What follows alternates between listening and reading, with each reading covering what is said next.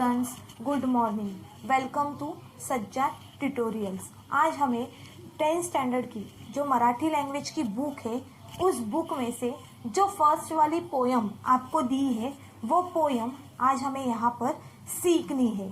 Actual में वो poem नहीं है, वो एक प्रकार की प्रेयर है। और वो प्रेयर यानी उसे मराठी में बोला जाता है प्रार्थना।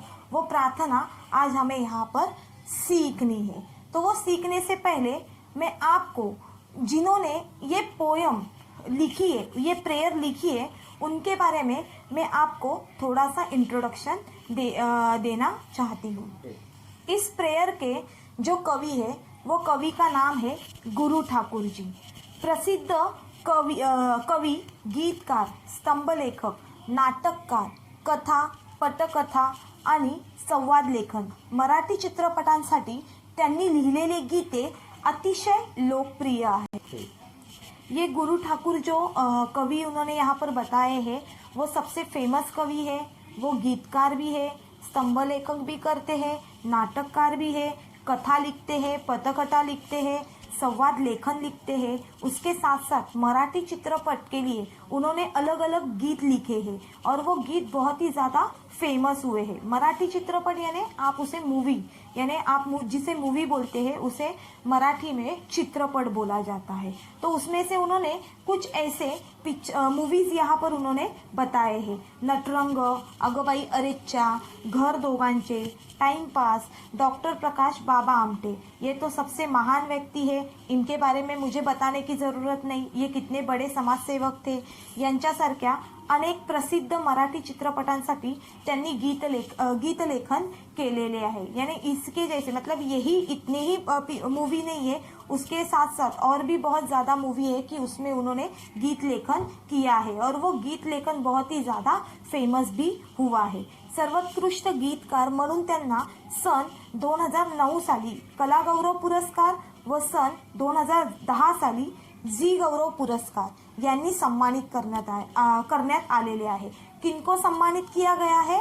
तो जो उनके कवि है, ये प्रेयर के जो कवि है गुरु ठाकुर जी, उनको सम्मानित करने में आया है। क्योंकि उन्होंने ये जो अलग अलग गीत लिखे हैं, वो गीत बहुत ही ज़्यादा फेमस हुए हैं। और फिर 2009 साली उनको कला गौरव पुरस्कार से सम्मानित किया गया था और 2010 साल में उनको जी गौरव पुरस्कार से सम्मानित किया गया था। उनका बहुत बड़ा सत्कार किया गया था। अभी ये गुरु ठाकुर जी का इंट्रोडक्शन हुआ। गुरु ठाकुर जी ये कौन है? जिन्होंने ये पोयम लिखी हुई है। अभी इस पोयम में आपको क्या बताया है, इस पोयम के द्वारा आपको क्या संदेश दिया गया है? प्रस्तुत प्रार्थनेत सन्मार्ग, सन्मती आणि सत्संगती याचे महत्त्व कवीने अधोरेखित केलेले आहे। सन्मार्ग, सत्संगती यानी सन्मार्ग यानी अच्छे रास्ते पे चलो, सच्चे रास्ते पे चलो। उसके साथ सत्संगति यानी जो अच्छे लोग हैं उनके संगत में रहो, उनके साथ रहो। ये महत्व उन्होंने इस प्रेयर के आधार से आपको बताया है। कायम सत्याची कास धरत यावी, यानी हमेशा आपको सच्चाई के रास्ते पर ही चलना बहुत ज़रूरी है। संवेदनशीलता जपण्यासाठी ताकद मिळावी, यानी किसके दुख सुख समझने में आपको वो शक्ति, वो ताकद आपको मिलनी चाहिए। अनाथांचे नाथ होण्यास बळ मिळावे। अनाथ यानी कैसे लोग जिनका कोई भी नहीं होता है, तो उनका आप रक्षक बनकर उनकी क्या कर सकते हो? रक्षा कर सकते हैं। ये उन्होंने इस पोयम में बताया है। शाश्वत सौंदर्याचा ध्यास लगावा या भावना प्रार्थनेतून व्यक्त झालेल्या आहे। मतलब ऐसे अलग अलग फीलिंग्स यहाँ पर, सुख दुख, जो अलग अलग यहाँ पर फीलिंग्स बताई है, वो फीलिंग्स आपको यहाँ इस प्रेयर से आपको बताई गई है। अभी हम लोग ने उस कवि के बारे में देखा जिन्होंने ये प्रेयर लिखी है। किन्होंने लिखी है ये प्रेयर? गुरु ठाकुर जी ने।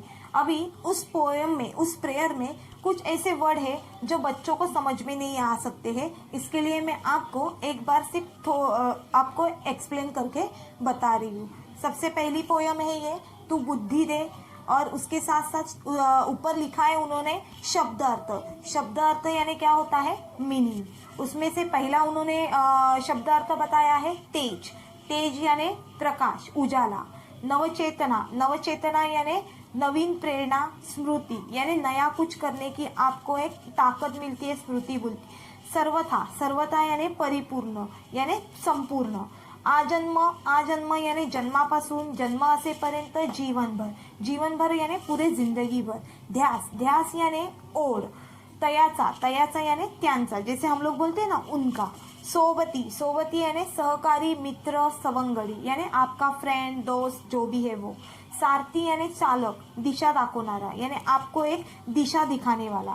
साधना, साधना यानी आत्मिक भक्ति, आत्मिक भक्ति यानी आपका दिल जो बोलता है, आप जिसके ऊपर ज्यादा ट्रस्ट करते हो वही करना, उनका ही सुनना, उसे हम लोग बोलते हैं आत्मिक भक्ति। नित्य, नित्य यानी नेहमी, सदा यानी हमेशा। तव, तव यानी तुझा यानी हम लोग बोलते हैं ना तेरा। सहवास, सहवास यानी एकत्र, संगती यानी एक साथ। जानावया, जानावया यानी समजायला, समजायला यानी समझना। दुर्बल, दुर्बल यानी शक्तिहीन, गरीब। अभी दुर्बल को गरीब भी बोला जाता है, शक्तिहीन मतलब जो बहुत ही कमजोर लोग होते हैं। तेवत्या, तेवत्या यानी जळणाऱ्या, पेटत राहणाऱ्या यानी जो जलते हुए बोलते बात बोलते ना उसे बोलते हैं जळणाऱ्या। रंधातुनी, रंधातुनी यानी नसातुनी यानी हमारे शरीर के अंदर जो नस है उनको बोला गया है। संवेदना, संवेदना यानी भावना, फीलिंग्स। धमन्यातल्या, धमन्यातल्या यानी नसातल्या, यहाँ पर भी उन्होंने नसातल्या बताया है। आणि रंधातून यानी नस यानी जो हमारे शरीर के अंदर की जो नसें होती है उनके बारे में उन्होंने बताया है। रुधिरास, रुधिरास यानी रक्तातल्या, रक्तातल्या यानी ब्लड। खल, खल यानी दुष्ट, दुष्ट यानी बुरा इंसान। भेदने, भेदने यानी तोड़ने, नाश करने, पूरी तरह से मिटा देना। आस, आस यानी तीव्र इच्छा यानी जो आपकी इच्छा होती है वो बहुत ज्यादा होती है, उसे बोलते हैं तीव्र इच्छा। सामर्थ्य, सामर्थ्य यानी शक्ति, बळ यानी बहुत शक्तिशाली बोलते हैं उसे। सन्मार्ग, सन्मार्ग यानी सत्याचा, चांगला मार्ग यानी अच्छे राह पर चलना, अच्छे लोगों के साथ रहना, उसे बोलते हैं सत्याचा मार्ग। सम्मति यानी चांगली निर्मल बुद्धि यानी आपको जो बुद्धि मिली है, आपको जो अकल मिली है वो अकल का अच्छी तरह से यूज करना, उसे हम लोग क्या बोलते हैं चांगली बुद्धि। लाभो, लाभो यानी मिळो यानी मिलना। सत्संगति, सत्संगति यानी चांगली संगत यानी अच्छे लोगों के साथ रहना। नीति, नीति यानी सद्भावना, आपुलकी, चांगले वर्तन यानी अच्छी तरह से आपको आपका वर्तन बताना होता है। भ्रष्ट, भ्रष्ट यानी खराब, वाइट, बुरा, जिसे हम लोग बुरे इंसान बोलते हैं उसे बोलते हैं वाइट। उसके बाद उन्होंने बताया है झेपावयाचा, झेपावयाचा यानी भरारी मारण्यासाठी यानी एक ऊंची उड़ान लेना, उसे क्या बोलते हैं भरारी मारना। अभी हम लोग ने थोड़े बहुत उसके जो मीनिंग्स है वो मीनिंग्स भी हम लोग ने देख लिए। मीनिंग्स का मतलब मराठी में उसे क्या बोला जाता है शब्द अर्थ। अभी हम लोग को जो पोयम है वो पोयम के मैं एक एक दो दो लाइन पढ़ती हूँ और उसका मीनिंग आपको समझाती हूँ। तू बुद्धी दे, तू तेज दे, नवचेतना विश्वास दे, जे सत्य सुंदर सर्वथा आ जन्म त्याचा ध्यास दे। याने कवी ईश्वराची अळवणी करताना म्हणतो, अळवणी यानी रिक्वेस्ट करना, विनंती करना, हे देवा तू मला बुद्धि दे, यानी वो भगवान से बुद्धि मांग रहा है। वो बोल रहा है तेज, तेज यानी मुझे एक प्रकाश देना, नवचेतना विश्वास देना यानी एक मुझे विश्वास दे, जे सत्य सुंदर सर्वदा आ जन्म त्याचा ध्यास दे। यानी इस हमारे भारत देश में, इस पूरे जग में जो जो चीज़ें ऐसी है जो सत्य है, सुंदर है, वो सब चीज़ें करने के हमारे ऊपर तू आसक्ति कर, आसक्ति यानी जबरदस्ती कर। हरवले आभाळ ज्याचे हो तयाचा सोबती, सापडे ना वाट ज्यांना हो तयाचा सारथी, साधना करती तुझे जे नित्य तव संवास दे। यानी जो निरक्षित, निरक्षित है, निर्धार है, निरक्षित यानी जो अनपढ़ लोग हैं, निर्धार अनाथ यानी जिनका कोई नहीं होता है, उनको हम लोग बोलते हैं कि जिनको कोई सपोर्ट नहीं होता है उनको बोलते हैं निराधार। और जो अनाथ होते हैं मतलब जिनका कोई नहीं होता है, त्यांचा तू सोबती हो यानी उनके साथ तुझे हमेशा रहना है। ऐसा कौन बोल रहे हैं? कवि बोल रहे। किसको बोल रहे हैं? भगवान को बोल रहे। ईश्वर यानी कौन? भगवान। और इस पोयम के जो कवि है वो कवि कौन है? गुरु ठाकुर जी। तो यहाँ पर वो बोल रहे हैं, भगवान को बोल रहे हैं कि आप निरक्षित, निराधार, अनाथ लोग जो भी है उनके साथ तुम हमेशा रहना। त्यांना जीवन मार्ग सापडलेला नाही, जे भरकटलेले आहे त्यांचा तू मार्गदर्शक हो। यानी जिनको जिंदगी जी रहे हैं, बस उनको कहाँ पर जाना है, कौन से रास्ते पे जाना है वो समझ में नहीं आ रहा है, तो ऐसे लोगों के लिए तू मार्गदर्शक बन जा। उनको ये बता कि तुम लोग को कौन से रास्ते से जाना है। जे तुझी मनोभावे भक्ति करतात, साधना यानी भक्ति, यानी पूरे दिल से जो आपकी भक्ति करते हैं उनके साथ आपको हमेशा रहना है। ऐसे कवि भगवान को बोल रहे हैं। यानी जो रास्ता भटक गए हैं उनको तो आपको रास्ता दिखाना ही है, लेकिन उसके साथ साथ जो आपकी साधना करते हैं, जो आपकी भक्ति करते हैं, उनके पीछे हमेशा आपको रक्षक बन के खड़े रहना है। ये गुरु ठाकुर जी, ये जो कवि है वो इस पैसेज से आपको ये संदेश देना चाहते हैं। अभी हम लोग को देखना है थर्ड वाला पैसेज देखना है।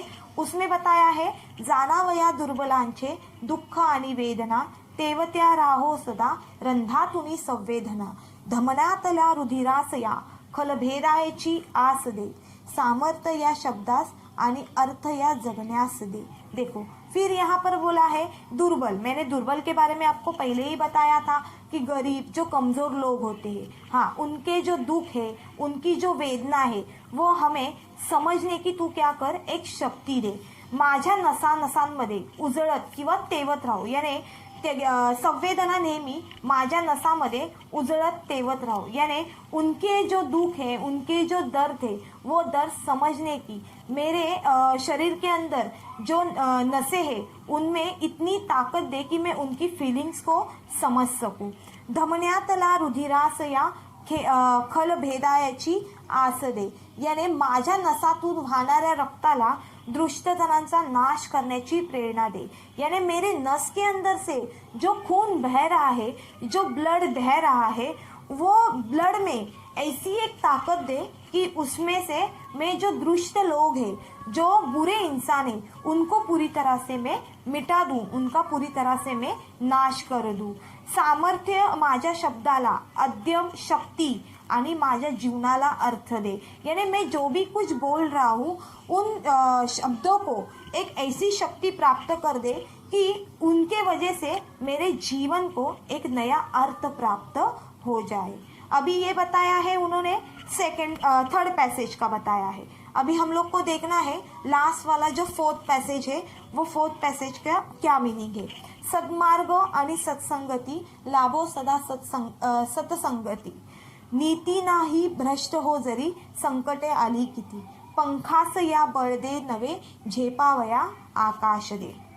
मैंने पहले ही बताया सद्मार्ग, सन्मति, सत्संगति, यानी सन्मार्ग यानी अच्छे रास्ते पे चलना, सत्संगति यानी अच्छे लोगों के साथ चलना, सज्जन लोगों के साथ। सज्जन यानी बहुत जो अच्छे इंसान होते हैं, उन लोगों के साथ हमेशा आपको क्या करना है, आगे बढ़ना है।